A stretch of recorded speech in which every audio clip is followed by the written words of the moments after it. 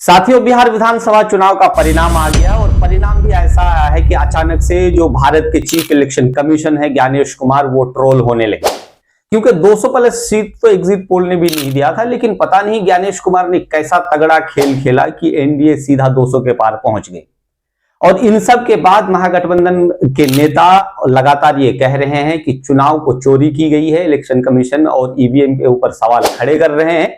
इसको देखते हुए एनडीए के नेता ये कह रहे हैं कि विपक्ष के नेताओं की आदत बन गई है, जब ये चुनाव हारते हैं तो इलेक्शन कमीशन और चुनाव आयोग के ईवीएम के ऊपर सवाल खड़े कर देते हैं। तो सवाल खड़े क्यों ना किया जाए?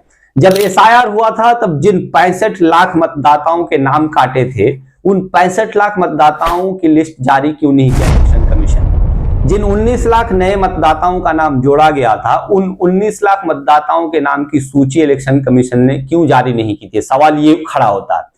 फिर जब एसआईआर खत्म होने के बाद इलेक्शन कमीशन ने एक डेटा दिया कि अब हमारे पास बिहार में इतने मतदाता शेष रह गए हैं। अचानक से मतदान के दिन जब टोटल वोटों की गिनती होती है तो 3 लाख मतदाता बढ़ जाते हैं। ये मतदाता आए कहां से?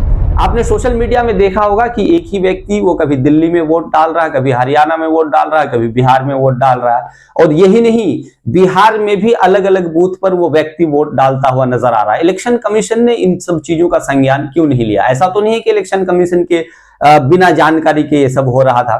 फिर एक और है कि जब आदर्श आचार संहिता किसी प्रदेश या देश में लागू हो जाता है चुनाव के समय, तो नियम ये कहता है कि कोई भी पार्टी या नेता या कोई भी गठबंधन जनता को लोक लुभावन सपने या किसी भी तरह से बरगलाने का प्रयास नहीं कर सकते हैं।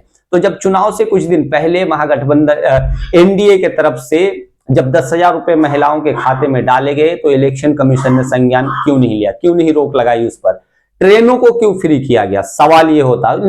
इन सब चीजों को देखते हुए निश्चित रूप से इलेक्शन कमीशन के ऊपर सवाल या निशान खड़े हो रहे हैं। और केवल विपक्ष ही नहीं, बिहार के हर वो लोग, देश के हर वो लोग इलेक्शन कमीशन को कटघरे में खड़ा कर रहे हैं। क्योंकि ये जीत भाजपा की नहीं है, ये जीत ज्ञानेश कुमार की है, ये जीत इलेक्शन कमीशन की है।